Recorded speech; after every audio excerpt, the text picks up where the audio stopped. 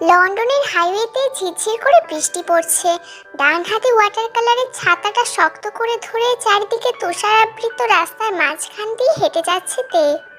আজকে সকালেই তাকে রোগী দেখার জন্য আর্জেন্টলি কল করে ডাকা হয়েছে। সেখানেই যাচ্ছে এখন তে। উফ, এই বৃষ্টিটাও যখন তখন শুরু হয়ে যায়। যদি এমার্জেন্সি না হতো তাহলে বাড়ি থেকে বেরই হতাম না। সামনেই গন্তব্য। তে অ্যাড্রেস চেক করে নিল। এই বাড়িতেই তাকে ডাকা হয়েছে। বাড়ি বললে ভুল হবে, এটা একটা বিশাল প্যালেস মনে হচ্ছে। প্যালেসের সামনে আসতেই দারোয়ান গেট খুলে দিল। তে মুচকি হেসে ভেতরে ঢুকে পড়ল। দারোয়ানটা কি অদ্ভুত রে বাবা, কি অদ্ভুতভাবে তাকিয়েছিল। তে কিছু না ভেবেই বাড়িটার ভেতরে প্রবেশ করলো। বাড়িটা হবে অনেক পুরনো, হালকা মিডিয়াম আলো জ্বলছে, অনেকটা রাজকীয়ভাবে সাজানো, ব্রিটিশ রাজবাড়ির মতো। হ্যালো, এখানে কি কেউ আছে? আমি ডাক্তার কিম তেহং, আমাকে এখানে ডাকা হয়েছিল। কথাগুলো বলতে বলতেই দেওয়ালে নজর গেল তের। একজনের প্রোটেক্ট দেখে থমকে যাই। ব্ল্যাক শার্ট সঙ্গে ব্ল্যাক ব্লেজার, চুলগুলো এলোমেলোভাবে কপালের উপরেই পড়ে আছে। নীল বর্ণের চোখগুলো যেন অন্ধকারে জ্বলজ্বল করছে। তে কাঁপা কাঁপা গলায় বলল, জঙ্কুক। জঙ্কুক ধীর পায়ে তের কানের কাছে এসে বলল, হ্যাঁ সোনা, তোমার জঙ্কুক। জঙ্কুকের গলা শুনে চমকে তাকালো তে।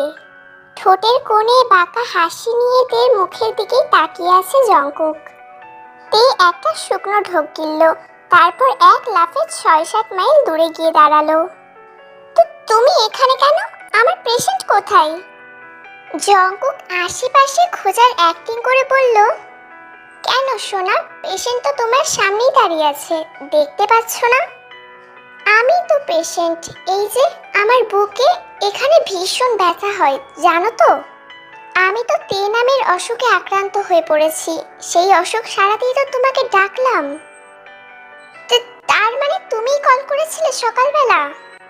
ইউ চিট, মিথ্যে কথা বলে আমাকে এখানে ডেকে নিয়ে আসলে। ওয়েল, তোমাকে সরাসরি বললে তো তুমি কখনোই আসতে না, তাই এই অপশনটা বেছে নিয়েছি মাই লাভ। আমি থাকবো না এখানে, এক্ষুনি চলে যাব। তে রেগে দরজার দিকে গেল, কিন্তু দরজা অটোমেটিক লক হয়ে গেল। অনেক চেষ্টা করেও দরজা খুলতে পারল না। জঙ্কুক বাঁকা হেসে সোফায় বসে পড়ল। পায়ের উপর পা তুলে সোফায় পিঠ ঠেকিয়ে আরামসে তের দরজা খোলার ব্যর্থ চেষ্টা দেখতে থাকলো। আমার অনুমতি ছাড়া এখানে আলো প্রবেশ করতে পারে না মাই লাভ, আর এটা তো দরজা। জঙ্কুকের কথায় তে ভয়ে ভয়ে পেছনে ফিরে তাকালো। কাদো কাদো ফেস নিয়ে ভয়ার্ত গলায় বলল, প্লিজ জঙ্কুক, আমাকে যেতে দাও। আমি কি ক্ষতি করেছি তোমার? Please let me go. আমি কথা দিচ্ছি, আমি কাউকে কিচ্ছু বলবো না। তের ভয়ার্ত দৃষ্টি আর এই কথাগুলো যেন জঙ্কুকের বুকে তীরের মতো বিচ্ছে। প্লিজ জঙ্কুক, আমাকে যেতে দাও, আমাকে মেরো না। তের এই একটি কথাই যথেষ্ট ছিল জঙ্কুকের মনের ভেতরে ঝড় তুলে দেওয়ার জন্য। তে কিভাবে ভাবলো জঙ্কুক ওর ক্ষতি চাইবে, তাকে মারতে চাইবে? জঙ্কুক তেকে বোঝানোর জন্য উঠে দাঁড়ালো। ভয়ে তে কয়েক কদম পিছিয়ে গেল।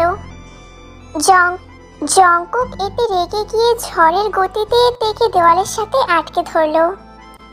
তুমি এইসব কথা ভাবো কি করে? হ্যাঁ, ভালোবাসি তোমাকে, আমি অনেক বেশি ভালোবাসি। তোমার কোনো ক্ষতি হবে এটা ভাবলেও আমার রুহ কেঁপে ওঠে। তাহলে আমি তোমাকে কিভাবে মেরে ফেলতে পারি? আমার প্রতি কি এইটুকু বিশ্বাস করা যায় না? কি অপরাধ আমার? আমি একজন ভ্যাম্পায়ার, এটা কি আমার অপরাধ? আমি ভ্যাম্পায়ার, এটা কি আমার দোষ? ভ্যাম্পায়ারদের কি কাউকে ভালোবাসতে নেই?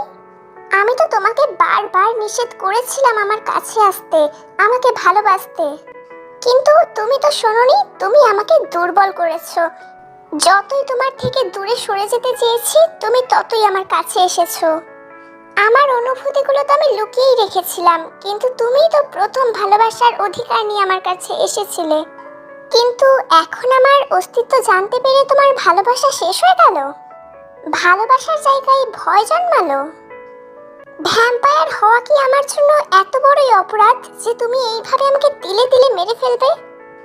জাঙ্কুক রেগে পাশের টেবিলটাতে লাথি মারলো। দেখতে দেখতে টেবিলটা চূর্ণ বিচূর্ণ হয়ে গেল। তে ভয়ে চেঁচিয়ে ওঠে, ভ্যাম্পায়ার হওয়া তোমার অপরাধ নয় জাঙ্কুক। তোমার অপরাধ হচ্ছে তুমি তোমার শক্তি ব্যবহার করে একজন নির্দোষ মানুষের প্রাণ নিয়েছো। তের কথা শুনে জাঙ্কুকের হাতের বাঁধন ঢিলা হয়ে গেল। অস্পষ্ট স্বরে জাঙ্কুক বলতে শুরু করলো, বুগাম নির্দোষ ছিল না তে। ও তোমার সাথে খারাপ ব্যবহার করেছিল, তোমাকে খারাপ নজরে দেখেছিল। আমি শুধু ওকে ওর যোগ্য শাস্তি দিয়েছি, আর এতে আমার কোনো আফসোস নেই। ওকে শাস্তি দেওয়ার তো আরো অনেক উপায় ছিল। সবকিছুর সমাধানই মৃত্যু না জঙ্কুক। এই জঙ্কুকের কাছে ভুলের একটাই শাস্তি, আর সেটা হচ্ছে মৃত্যু। হ্যাঁ হ্যাঁ হ্যাঁ, ঠিক এই কারণেই তোমাকে আমি নিজের থেকে দূরে রেখেছি। আর যাই হোক, একজন হিংস্র প্রাণীর সাথে থাকা যায় না, ভালোবাসা যায় না। তের কথা শুনে জাঙ্কুকের ঠোঁটে এক রহস্যময় হাসি ফুটে উঠল। তে এই হাসির কারণ খুঁজে পাচ্ছে না। ও জানে এটা কোনো স্বাভাবিক হাসি নয়। জাঙ্কুকের মস্তিষ্কে কিছু একটা ঘুরপাক খাচ্ছে, তাও ঠিকই আন্দাজ করতে পারছে। এই জন্যই তো তোমাকে এখানে এনেছি। এখন থেকে তুমি সারা জীবন এই জাঙ্কুকের কাছে বন্দী থাকবে। তুমি চাইলেও এখান থেকে যেতে পারবে না, কারণ এখান থেকে বের হওয়ার শুধুমাত্র একটাই রাস্তা, যেটা আমি জানি। এখন থেকে তুমি আমার কাছে বন্দী, আমার ফার্স্ট লাভে। জঙ্কুকের কথা শুনে মুখ হা হয়ে যায় তের। এই জন্যই তেকে সকালে প্ল্যান করে ফোন করে এখানে এনেছে।